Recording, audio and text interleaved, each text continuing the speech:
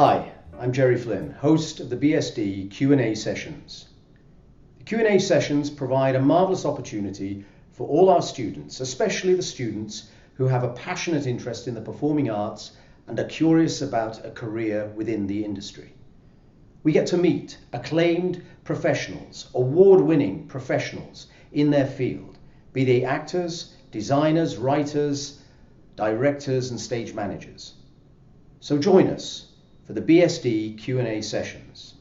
He really is regarded as one of the greatest actors of his generation, if not the greatest actor of his generation. He has had a long stretch proving himself in the theatre, and he has won every accolade there is to win. And then when it felt right, most actors don't have that luxury of having that opportunity. When it felt right, i.e. the road to film stardom. He's been nominated for so many awards. Another incredible thing about his career was he took over Shakespeare's Globe. It had been started as a vision by Sam Wanamaker, but Mark came along and took what could have been an extremely risky contract. And over 10 or 12 years, he turned that into a cutting-edge theatre anywhere in the world. So without much further ado, to open that curtain, I'd like you to give Sir Mark Rylance a huge round of applause.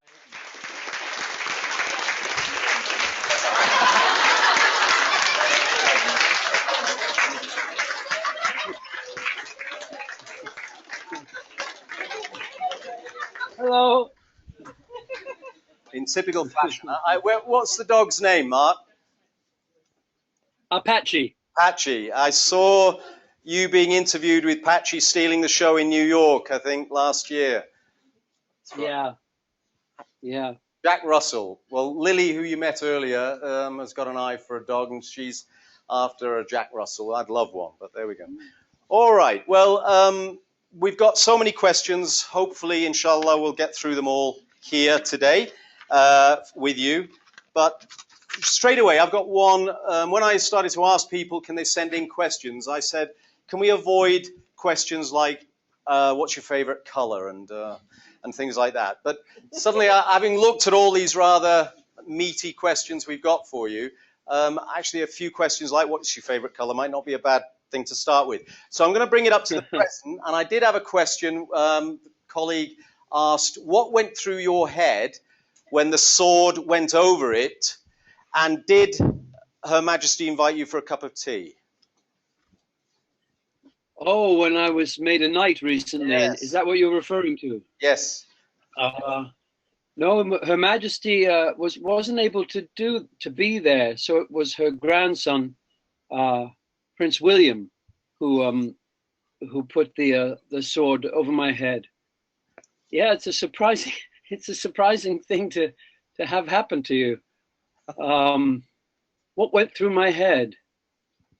I think mostly just what I was going to talk with him about. But he was a very, they had a lot of, they had terrible thing happen to them, those boys, in that they lost their mother, Princess Diana, when they were very young. And that day when I was knighted, they had just been in the newspapers talking about the long-term effects of grief, and how it can come back into life 20, 25 years later if you don't take time to deal with it. So that's what we talked about, and had a very nice chat. Yeah. Well, we'll come on to that later, but that was a nice question to start with. Well, of course, I have some shorthand on a little bit of your beginnings, but a lot of people don't. So just a quick mention, Mark was born in England, but grew up in Milwaukee. And Mark, yeah. First question, Sami Aitzadi, where are you? Where's Sami? Hiding somewhere, is he? Right, there's the microphone, Sami. Hello. Hello, Sami. Hello. Sami has a question which gets us maybe back to the beginning. My question is, what is your earliest memory of acting? My earliest memory of acting, well, it was always just something I did with my friends to pass the time. That we would go into the basement, or we would go into the woods or the fields near to the house where I lived, and we would pretend to be characters from television programs. Do you know the television program Star Trek? Yeah. So when I was a boy in the 1960s, that was already going then, and we used to assign the parts to each other. So someone would play Spock, someone would play Captain Kirk, someone would play the Scottish engineer, all the different characters, and then we would just improvise storylines. We would just imagine things that were happening, and that was how I got into acting. I didn't really know that there was a profession. I just enjoyed pretending to be someone else other than who I was, and in a situation that was a little less boring, maybe than I felt my life was, in that there was always something dramatic happening in these television programs. So that was my first memory of acting. Acting wasn't about performing for other people. It was just about playing. Well, I've got a question now from Daniel Siddiqui, which moves on from that first impetus of just play acting to Daniel. What's your question? Hi. My question is: at what point in your life did you decide to do drama as a career? Hi, Daniel. I think I was about 16, 17, and I was doing a lot of drama in school, but I was still thinking that I should do something responsible and helpful. My parents were both teachers, and I don't know, I thought that maybe I should be a doctor or a lawyer or do something like that, or I wanted to be an airplane pilot, actually. I quite fancied that. And then I thought, well, I'll probably still carry on acting. So if I take another job, that'll mean I'll maybe join an amateur company and I'll act 2 days a week, 1 day a week. And after a while, I thought, well, maybe I should really try to make it a profession, and then I'd be able to act 7 days a week or be involved in it more than if I had a different job. And so I thought I'd try for drama school, and indeed, much to everyone's surprise, including my own, I got into a drama school in London, and that's where Jerry and I first met when we were at the Royal Academy of Dramatic Art together. So I think it wasn't until quite late, about that age, that I thought I'd try and make it a profession, rather than it just being something I did for love. Mark, I know that you had an amazing experience, from what I remember, at school. You played a phenomenal range of roles before you arrived at RADA. How important was that, of course, for you, and how important is that in an age where we see sort of effects on the arts possibly being reduced in schools?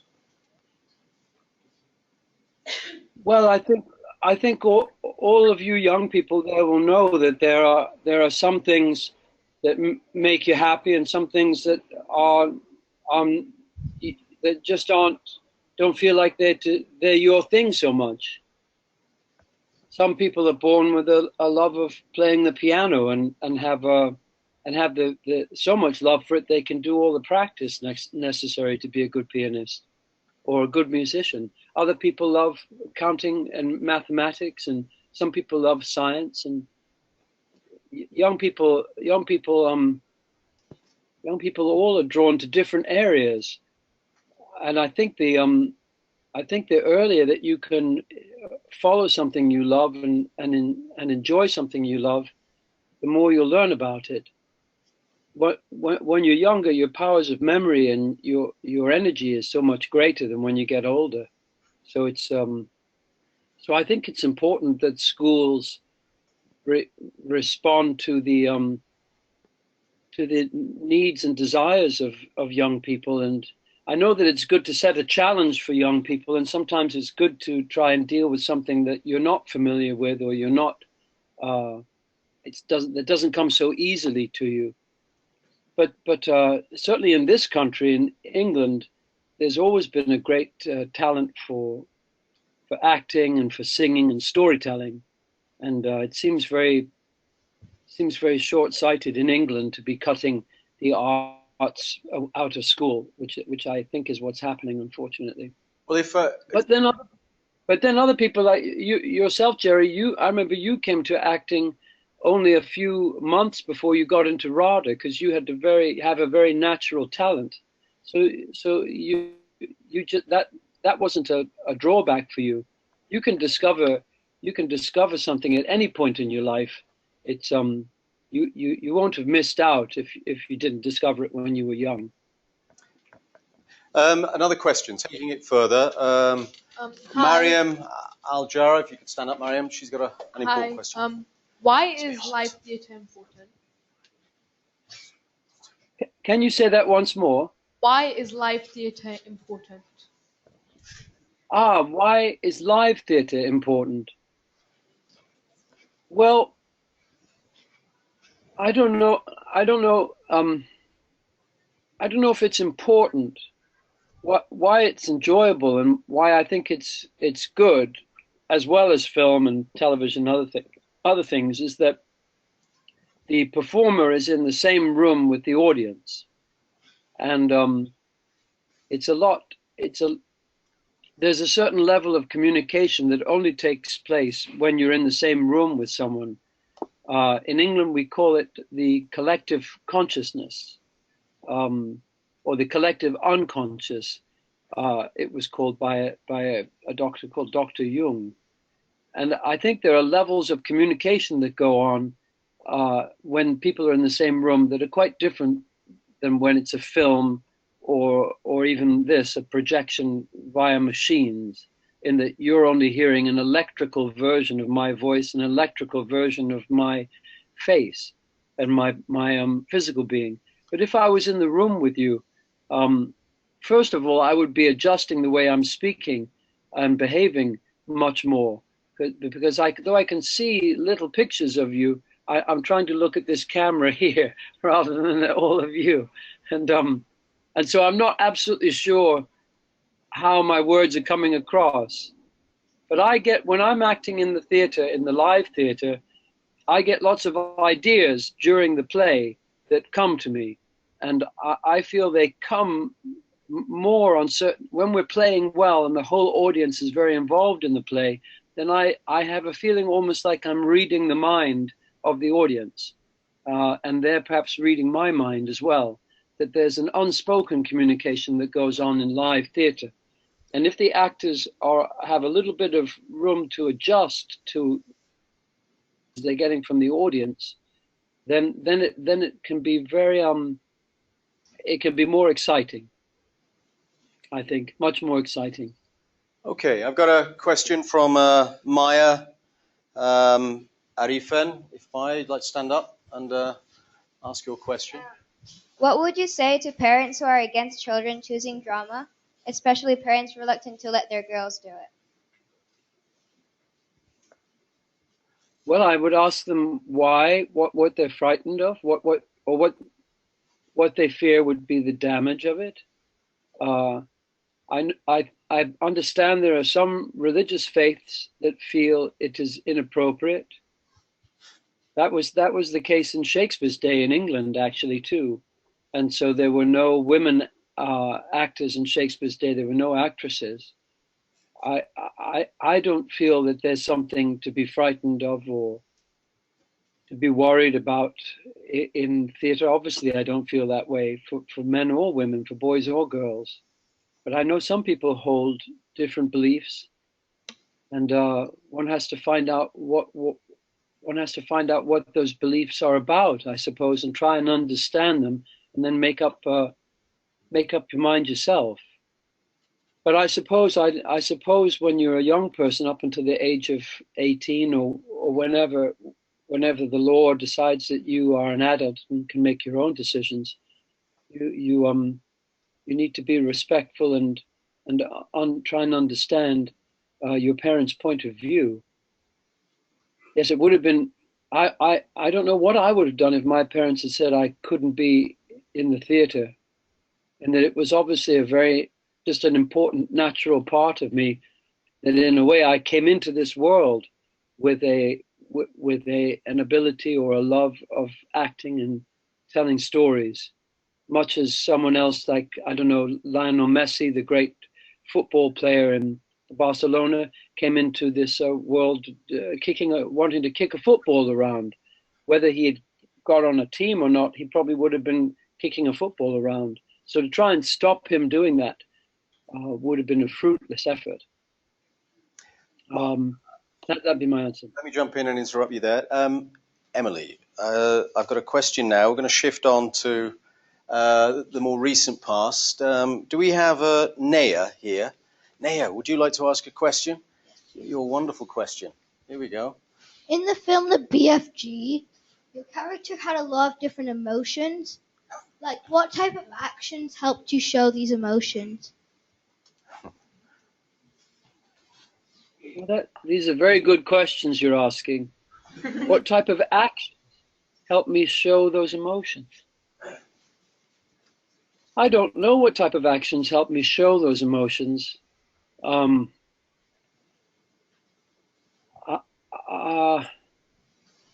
I don't, when I'm in a film, I don't watch the camera, I don't watch the images of myself. When we began to film BFG, they put up a lot of screens so that I could see the computer-generated cartoon or image that I was creating.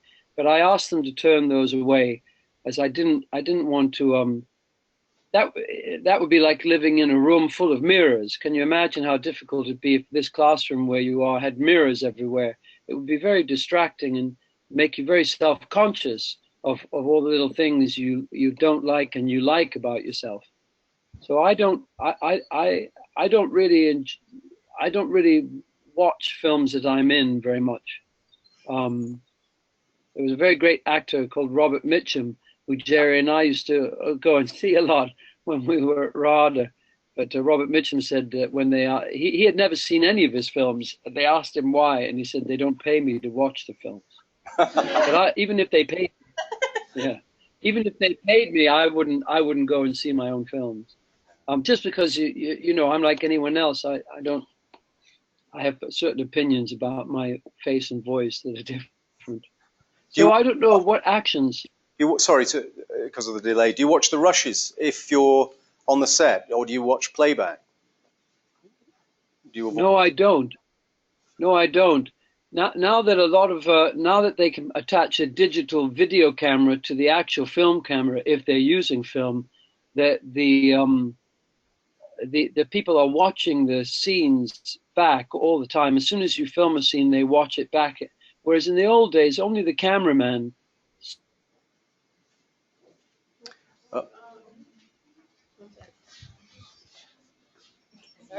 Mark, just whoa a minute.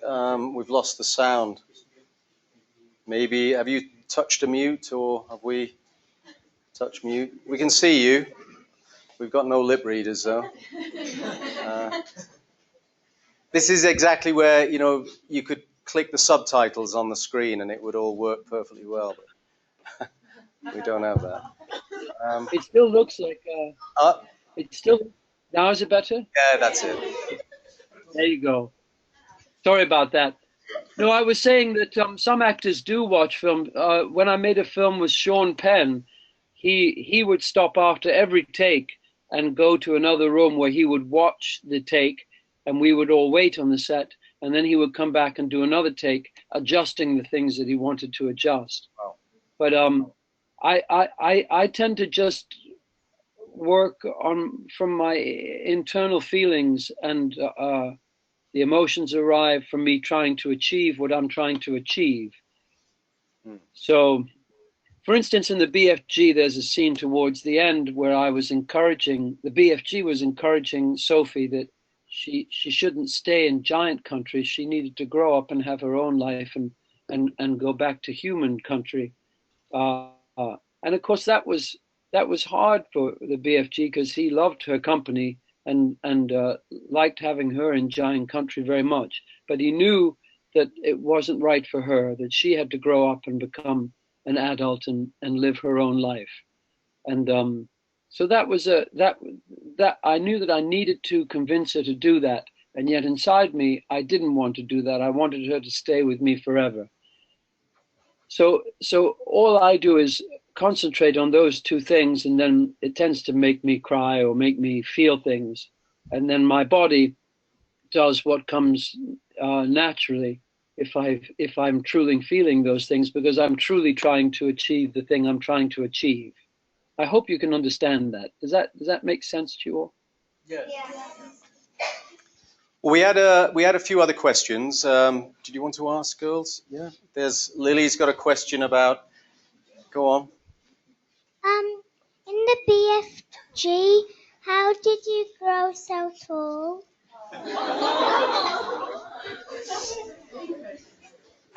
You'll bring me on to the next set of questions in a moment. Fire away. Thank you. Well, I am that tall, you see. I mean, if I wait, let me see if I'll see if I can get something that will give you the perspective. Hold on a moment.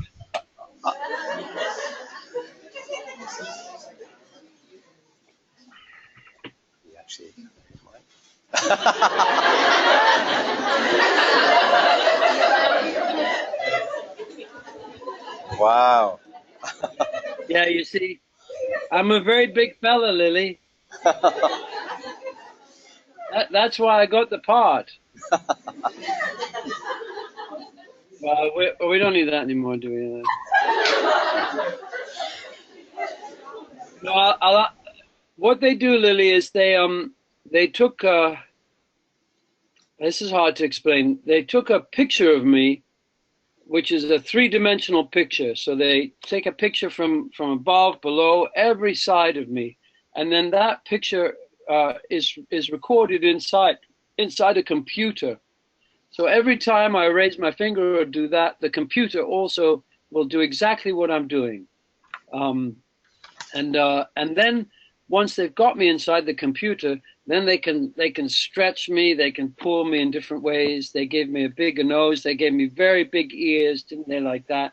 And so they didn't change any of my expressions. They tried to use all the odd expressions I do, and that took a long time because I have a crooked mouth and none of us are completely balanced. We're all a little bit odd. And so they had to work very hard to help the computer to understand just how odd I am. But so it was me, but me stretched into a 24-foot giant. I'm not actually that tall, Lily. I'm a little bit taller than you are, but not a lot taller than you are. Mark, that brings us on, and obviously that point about CGI, I guess, is the yeah.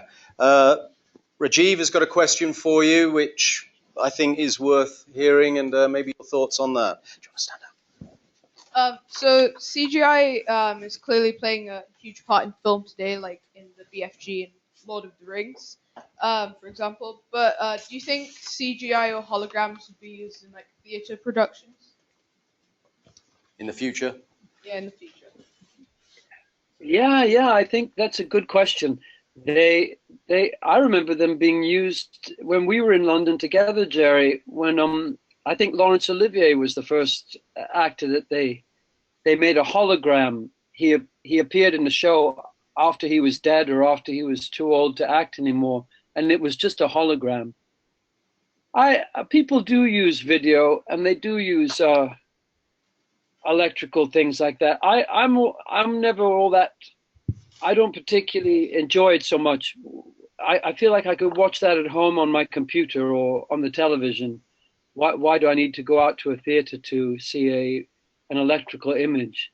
When I go out to the theater, I like to experience something live.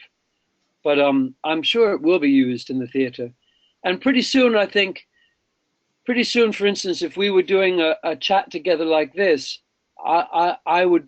you would see a three-dimensional image of me in the room with you. And actually, I think eventually it's going to be, you're not going to be able to tell the difference between a real person and a 3D image. If you think about, this is something that the inventor of the Tesla car, I forget his name now, I forget his name. He's a real genius. Musk. What's that? Elon Musk. That's it exactly. I knew you would know. Elon Musk. That. Sounds like Yeah, I know. Yeah. Anyway, he said if you look at the very early video games, the reality of games like Asteroid or the first games that came out, video games, and where video games have got now, how realistic the images are, then it's inevitable that it's going to become eventually, it's going to be impossible to tell the difference between an image of a person and a real person. That's quite a frightening thought. It is. Well, you mentioned earlier about Olivier. There's a bit of a link to this next question here. Omar Amin would like to ask you a question. So my question is, who's the greatest actor you've seen perform, worked with, or known, and what made him that great? Did you get that? Who's the greatest actor? Yeah. Perform, known, or what was it, Omar? Seen, perform, worked with, or known. Yeah.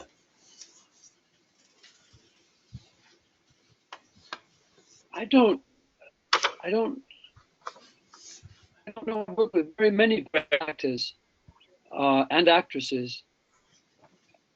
I tend to feel more there are very great moments. Acting's very much about being present. Funnily enough, it's about how much of you can be present in any given moment.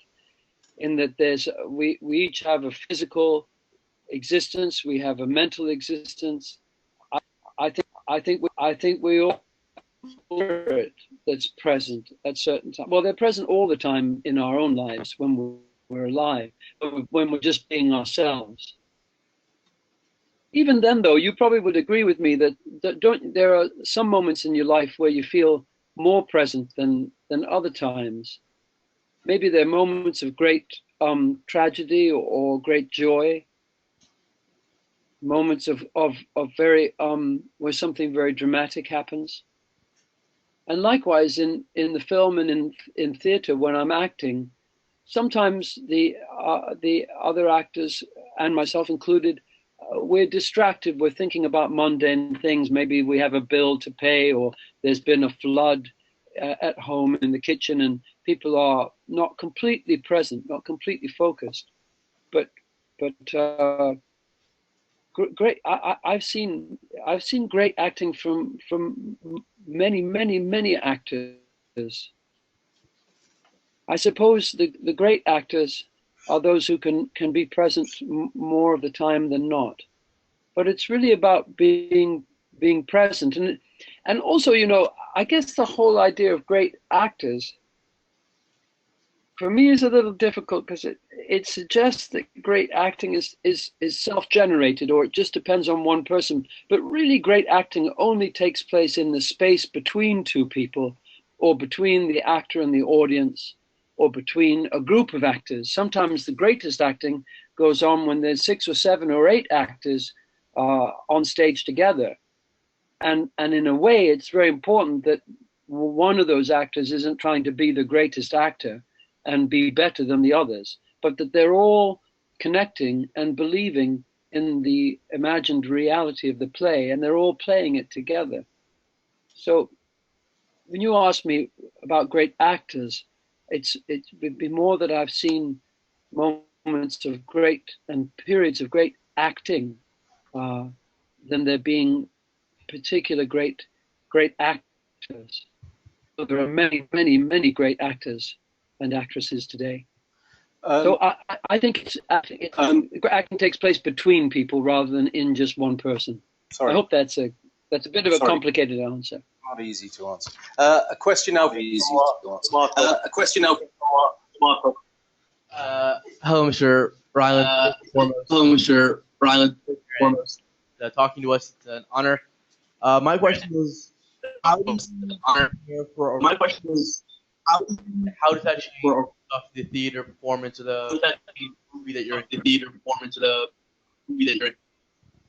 I'm so sorry. The sound is breaking up a bit. I didn't quite hear that question. My question is, how do you prepare? or a role in general?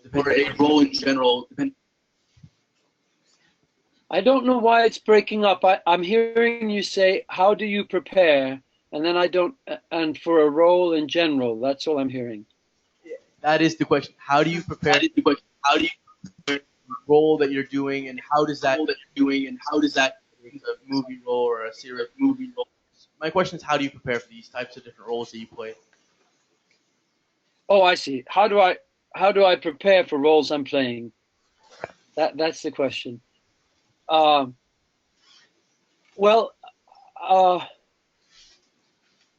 how do I prepare? I tell you, it's partly just a very childish play-like thing. I'm not quite sure how I prepare.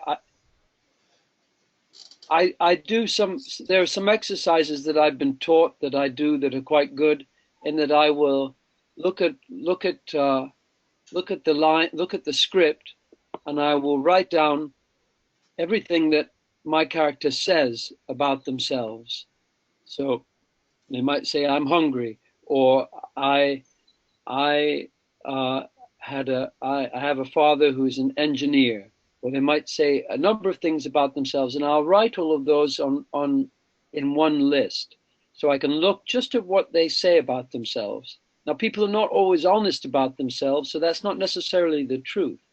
But if there are any things in there that are facts, I'll make a list that's the facts about the character. So it might be a fact that they have one brother or one sister, or they live in Poland, or they live wherever they do. I'll then write down what every other character says about them. So anytime another character in the story says something about my character, I'll write those down.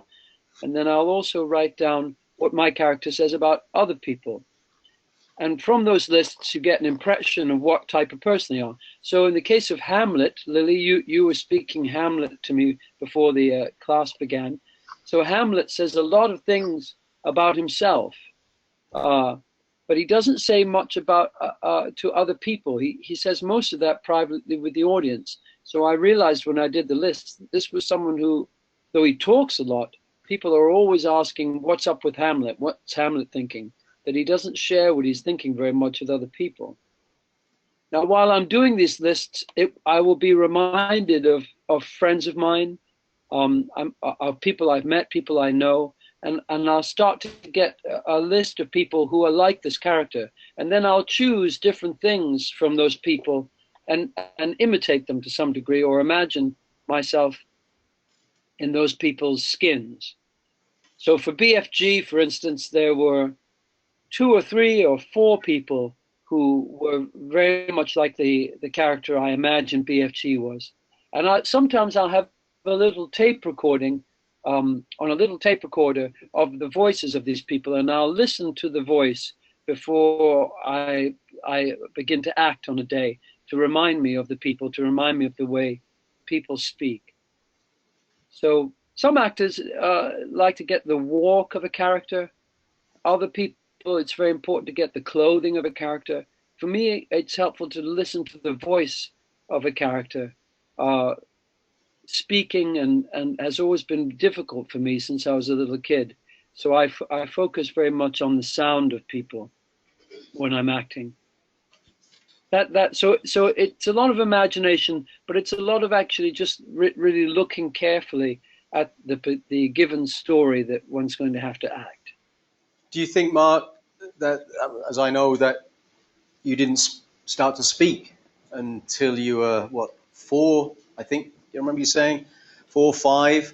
Do you think that's given you that appreciation of language that you clearly have for Shakespeare, for example? Yeah. I know I couldn't be on. I could speak, but I think I was more like that. I didn't have any confidence. I spoke. I had lots of things to say, but I didn't have any confidence. I spoke like that. That was how I spoke. So I spoke very fast, but I didn't really know how to use consonants. I only spoke in vowels.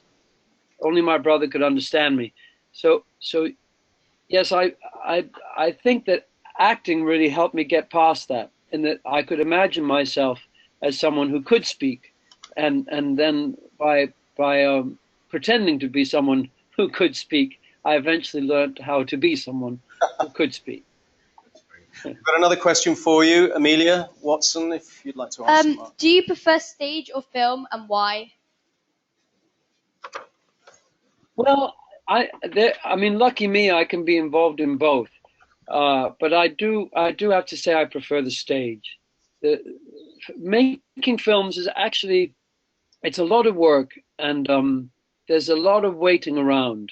I think it was Jack Nicholson, the famous film actor, who said they don't pay you to act in films, they pay you to wait. And to some degree, that's true, that you spend a lot of time waiting for the technical things to be finished. And also, as I was saying before, there isn't anyone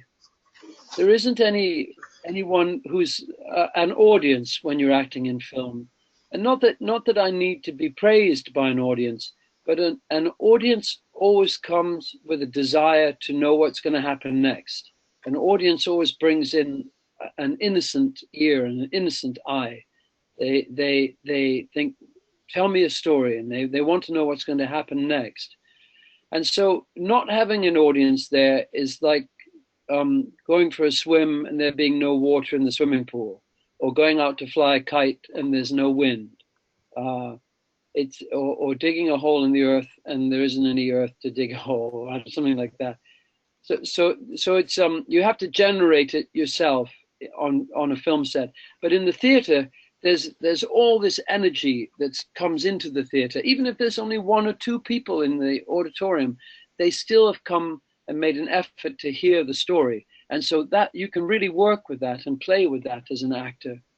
So it makes a difference. Also in the theater, once you're on the stage, it's just you, the actor, and the audience. There's no one editing you. The director can tell you how the director feels that the scene should be played, but it's in the end, the director is like a coach standing on the sideline of the field. They're not allowed onto the stage to shout in your ear while you're acting. So it's a much more direct and intimate communication with an audience. You also get many times to do it, and you if you're lucky, you're in a play for a long time. Some of the plays I've been in for 4 years and played in 3 or 4 or many different theaters. And so you get to know the other actors much, much better. There's a sense of community in the theater, which is harder to find on film sets. Thank you. Thank you. We've got a few people here who are very interested in that journey, possibly. We've got lots of other questions about acting. We've got a question here from Anya Menil, who would like to start with the next maybe theme. Hi, Sir Mark. My question, is drama school training necessary to become an actor? And what was your experience of the training you had at RADA?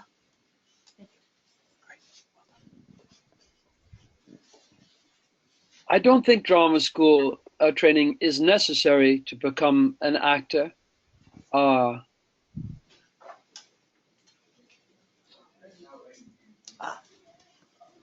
Mark, just 1 sec. We've got to look for those subtitles again. We've lost your voice. It's all right. Can you hear me? Yeah, sure. There we go. But not you. So, yeah. We can see you, we can't hear you.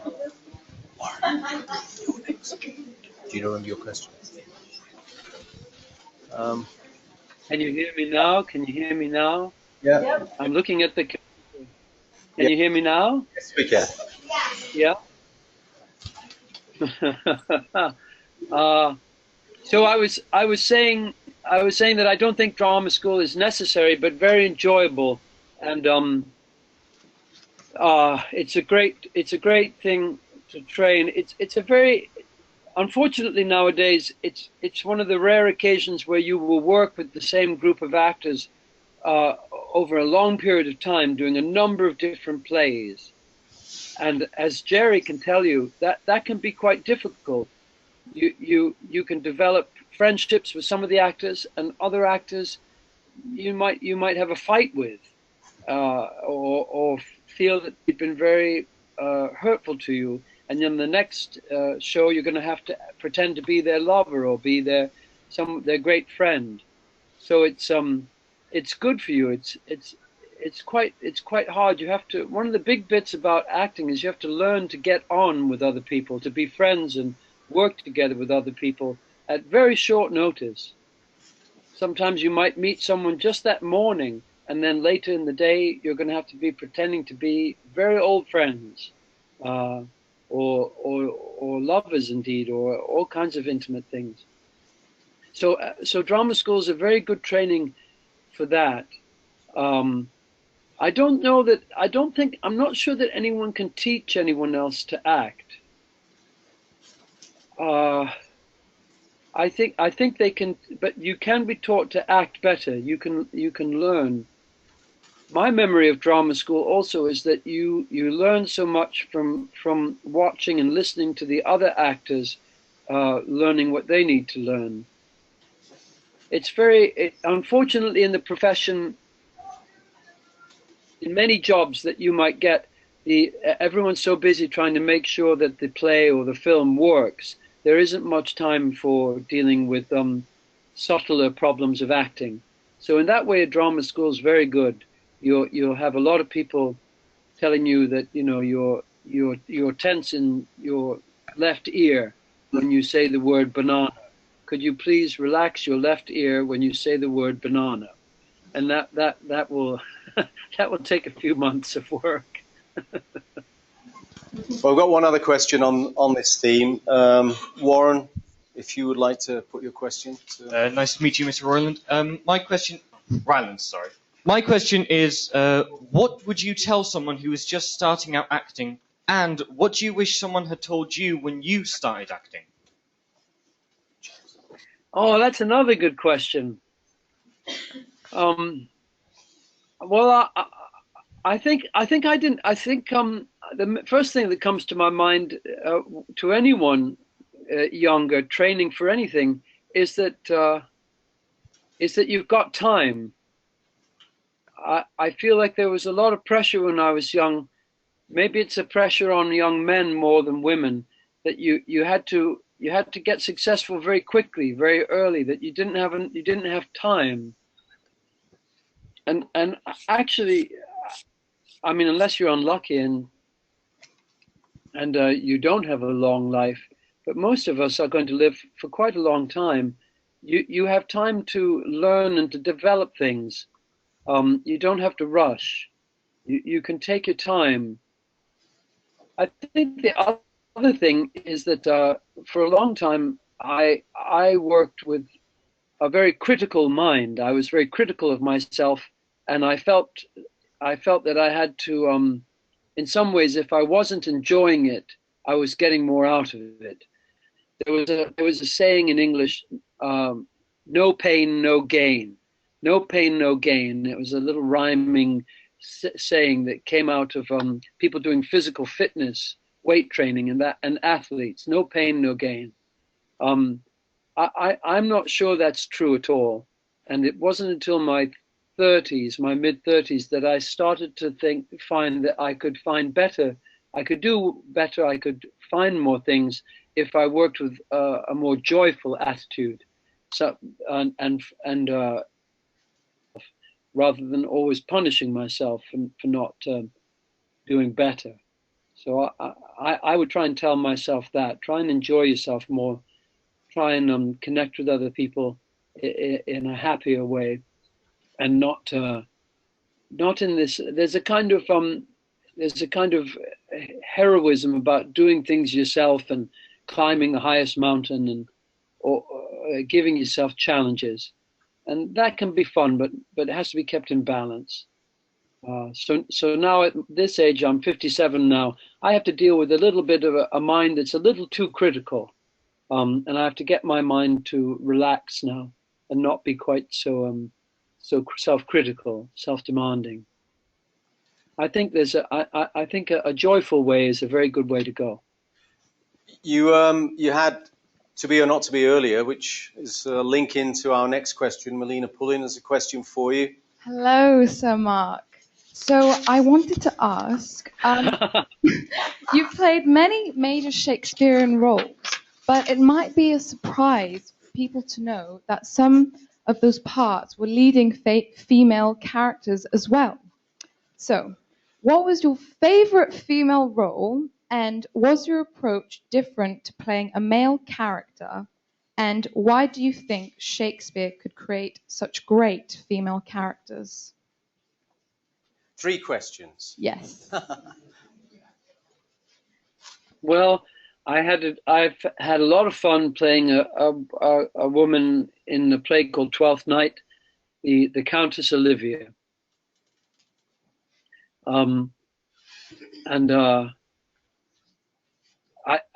She just was a lovely.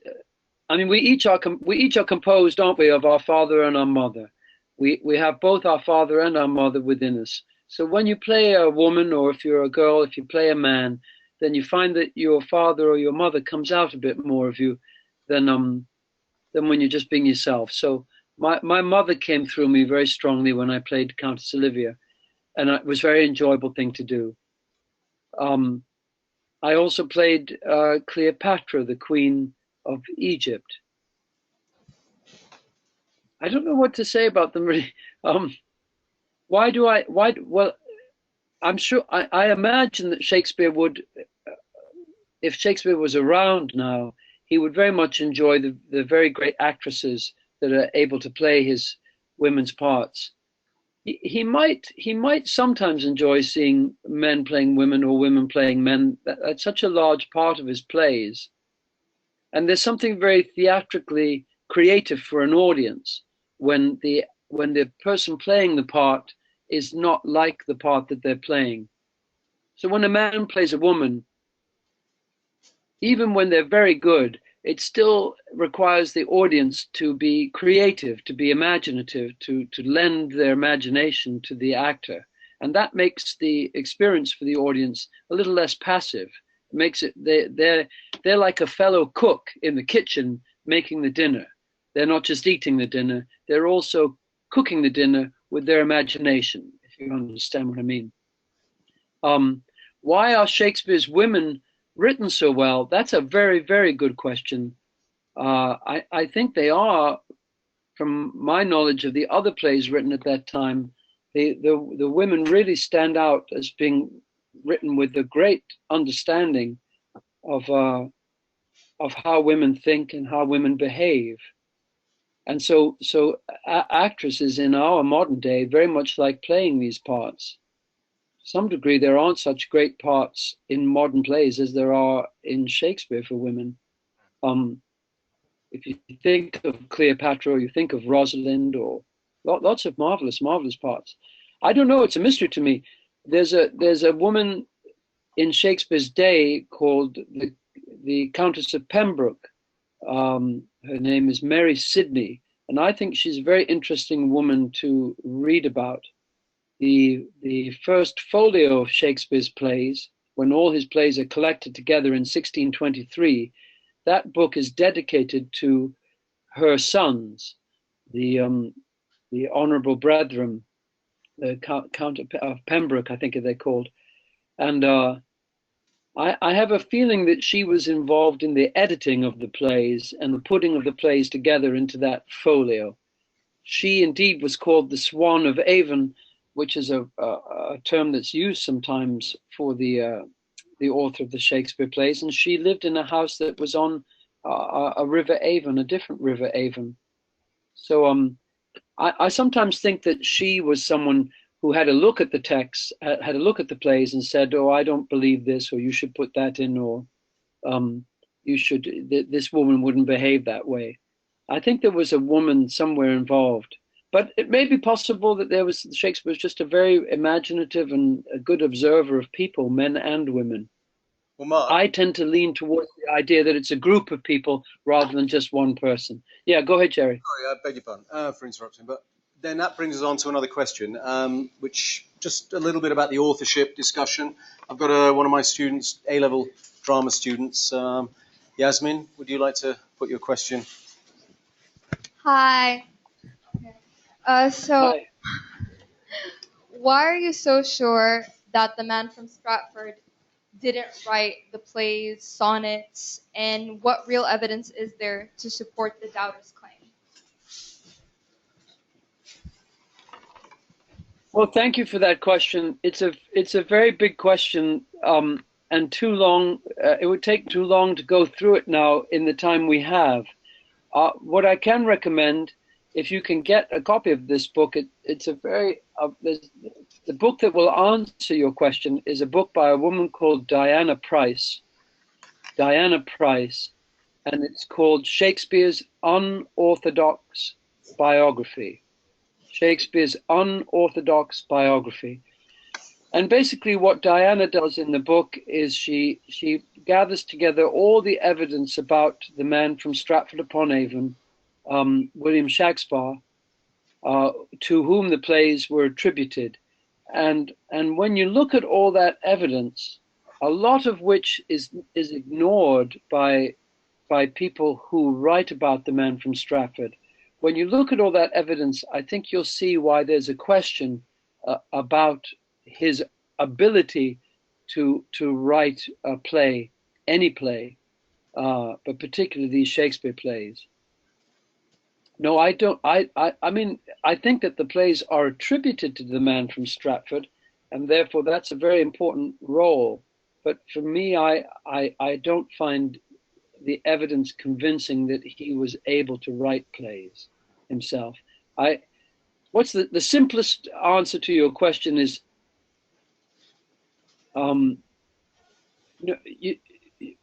you can be born with a genius in many different areas of human activity, but you can't be born with book learning, and you can't be born with life experience.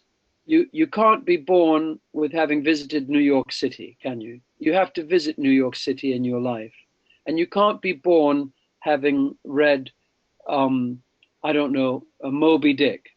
You have to read Moby Dick to know what's in Moby Dick. Now, there is an extraordinary amount of reading that goes into the Shakespeare plays, and there's also an extraordinary amount of life experience. Those things can't just be imagined.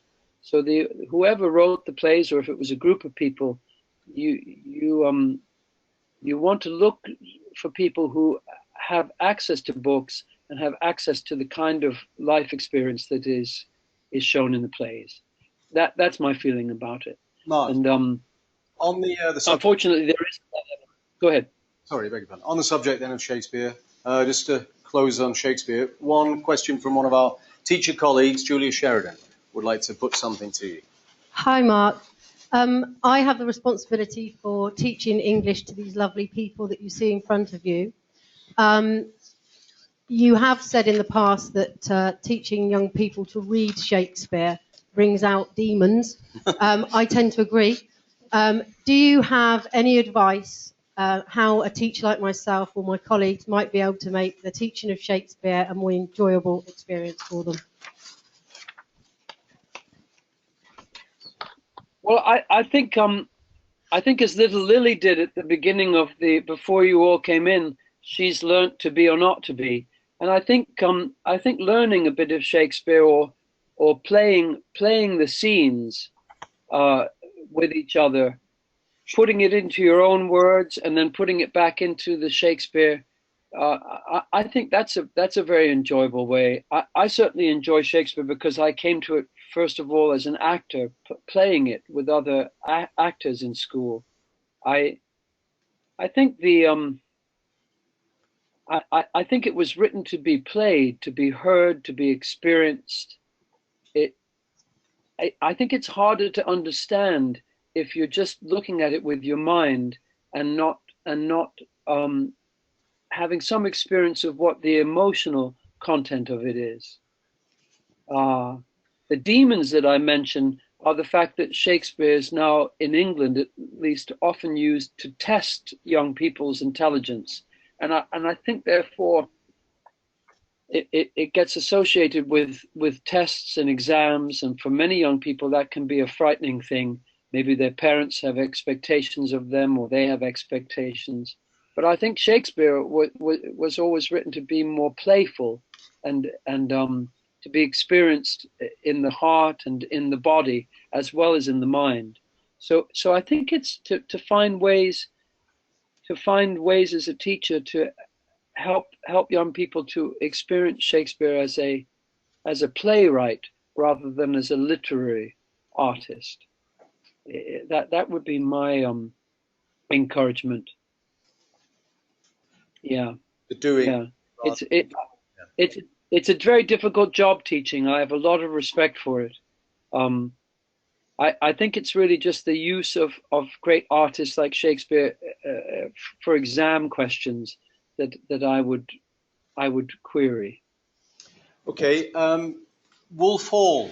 A lot of people in the audience are big fans of, and I've got one question from Hugh Knight. As we're coming into the close of our meeting, Hugh, there you go.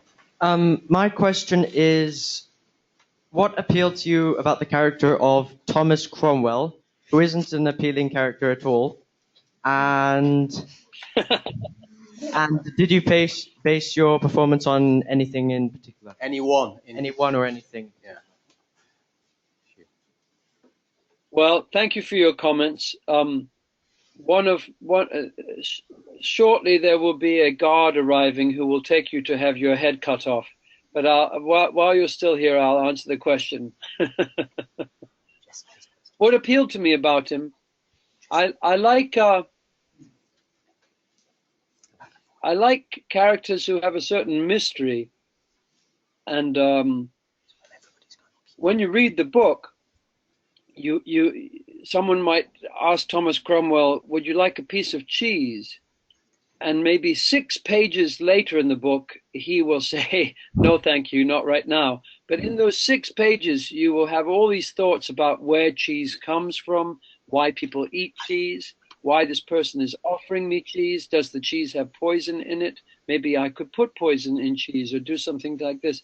So there was all this thinking going on, but all very private and held inside his own head. That appealed to me. I like that about him. I like that he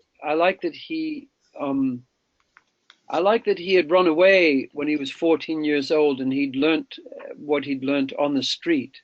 I've known a few people like that, and they're very interesting people, very self-motivated, and they know things in a different way than other people. And you feel like if something bad happened, if there was a flood or something that I've said flood a few times, it's funny.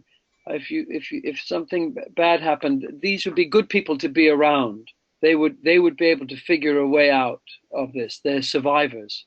I guess the fact that he's a survivor, I like that about him too.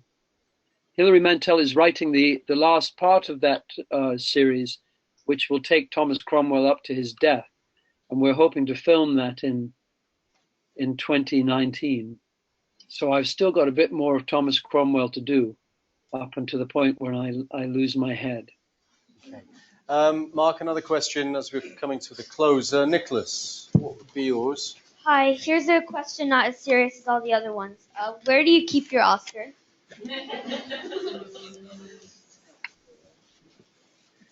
The Oscar is actually very, very heavy. I don't have it here in my shed. I'm in my shed at the moment. It's in a box at the moment actually because my roof is off my house. It's a long story, but I haven't. My wife wants to keep it in the bedroom, but I'm not sure that's the right thing to do. Right. What was sorry? Is Morel your question? Yeah. On that theme of the Oscar, just another question. Hi. What did it feel like to hold an Oscar in your hands? Maybe at that first moment when it came into your hand. Yeah, very, very surprising. Very surprising. I didn't expect to win an Oscar, and I was mostly just looking around at all the people I'd seen in films that were sitting nearby me, and looking at them as real people, and kind of overwhelmed by that. So it was very, very surprising.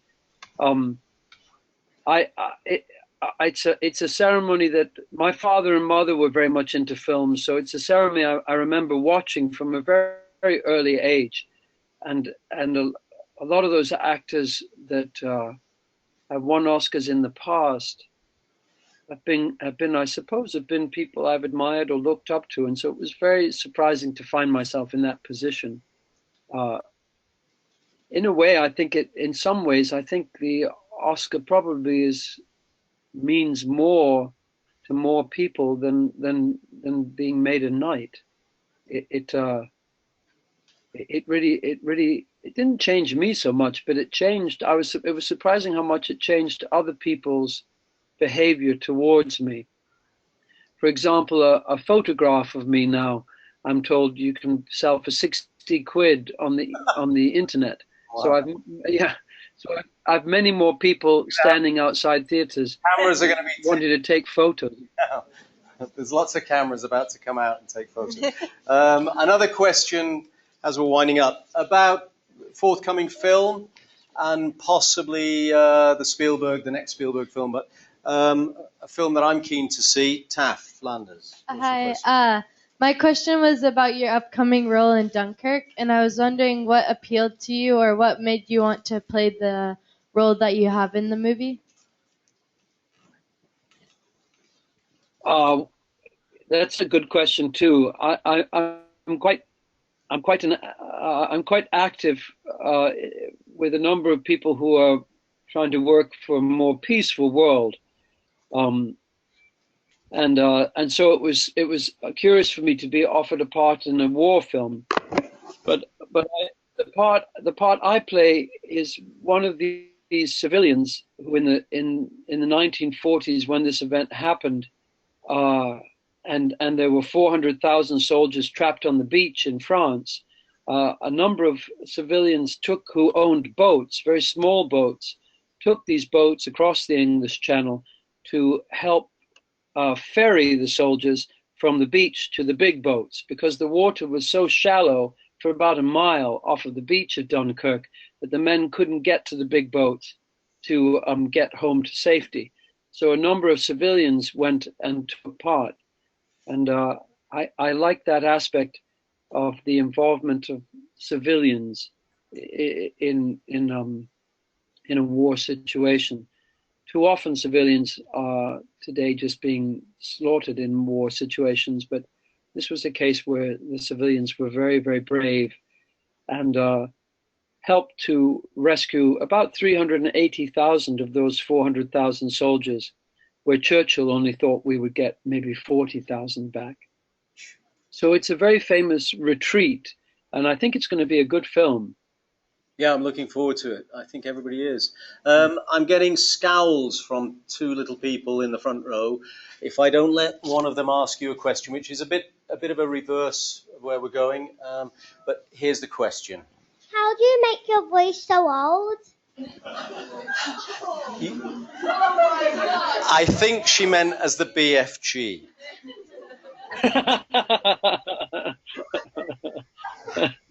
That bit was, I don't know how that got lost in translation then, but it did. No, I am getting older, you're right. Yeah, I mean, your voice just naturally gets old. But for the BFG, I listened to a tape recording of a man I met once outside a village, a country village in England. He was a man who lived in a tent, and all the children were laughing and jumping about around him, making fun of him, because he obviously was a little bit of a strange man. But he spoke very fast, and he just reminded me of the BFG. So yes, he was older at that time than I am. But so I listen to voices and I pretend to make my voice that way. Yeah, that's how I do it. Just like you might, you'll imitate my old voice later on today and have a good laugh. One last question, Mark. If we could pop that question from. Hi, my name is Clara Gomez, and I'm going to Los Angeles next fall to the American Academy of Dramatic Arts to do acting. And I would like to know what is the most honest advice you could give to a starting actor or actress.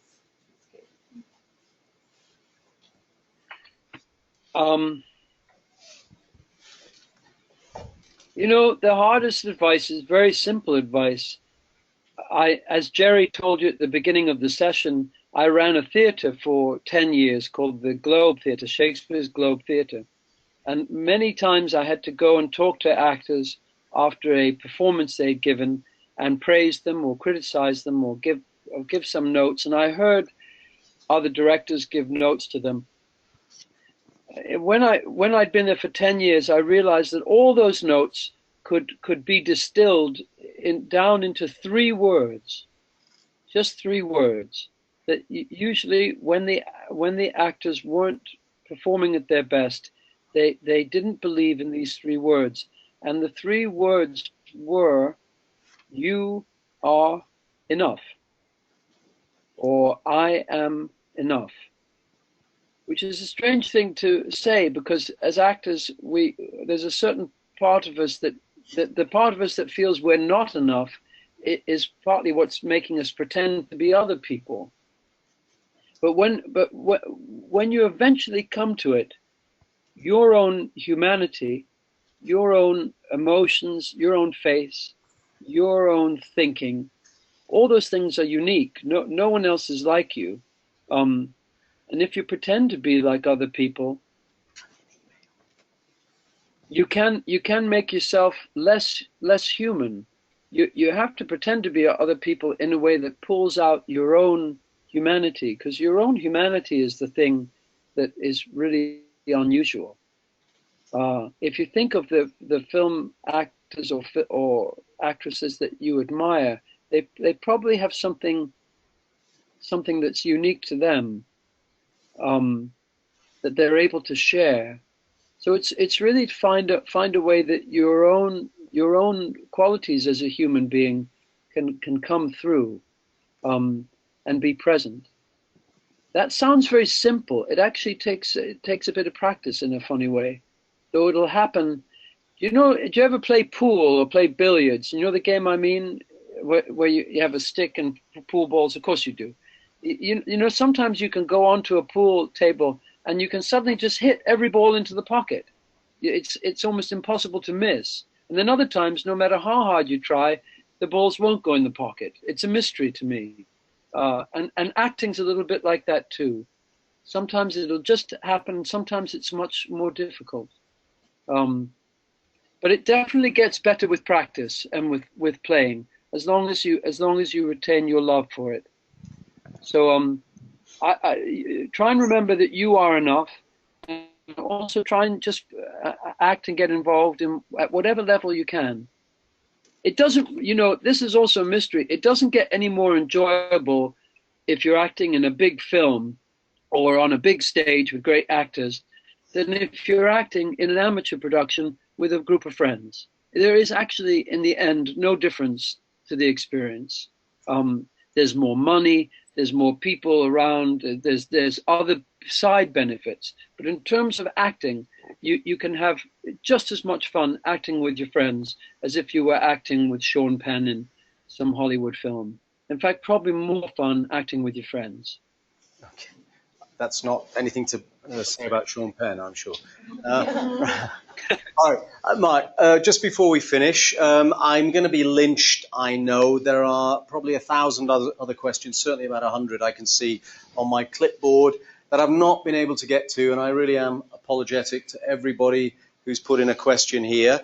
Is there any way on your website that a question, I know how busy you are, if a question did come your way with time, you would be able to respond to some? Is that a possibility?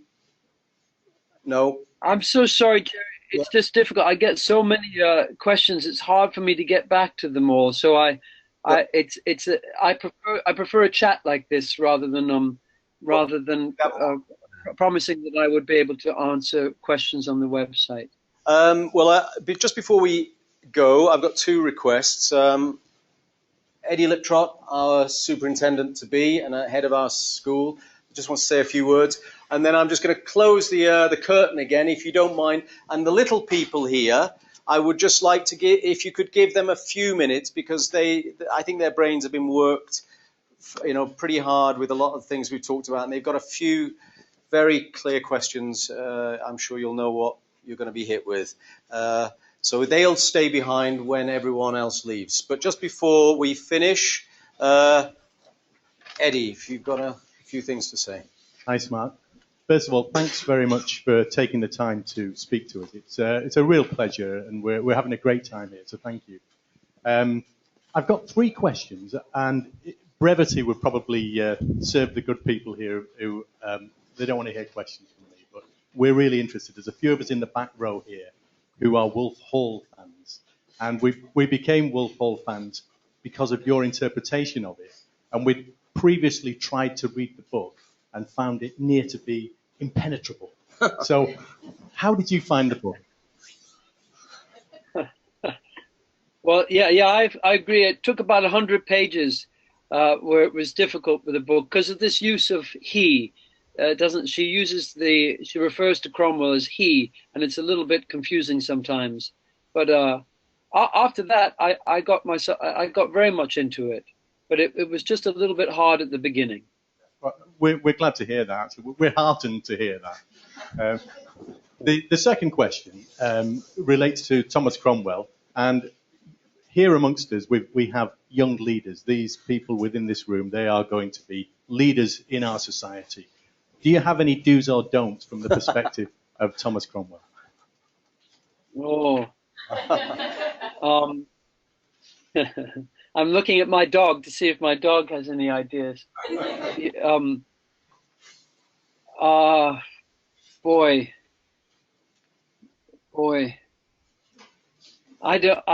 Thomas Cromwell is so good on these things. I can't think of any. It's something to do with. It's probably to do with the friends you make on the way up, the people you make on the way up. If you're interested in getting up into a powerful position of leadership, you're going to come back down past them. So you don't think that you can just leave, do something rotten to someone, and then forget about it. Each person is you're going to have a connection with people. I don't know. I can't think of anything all that clever to say about. That's a top tip. We're all absorbing that one. That's what comes to mind. One last question. You'll have been to various deserts, I dare say. Have you ever been to the Arabian desert? No, I've never been to the Arabian desert. I've been to deserts in America, but never to the Arabian desert. Why? Well, there's an invitation for you to come and join us anytime, and you can drink tea with us. You won't be harassed here. It's beautiful and free, and ironically, and you'll enjoy it. You don't have to answer now. I know you're in communication with Jerry, but we'd love to see you over here. And thanks again very much. Thank you very much.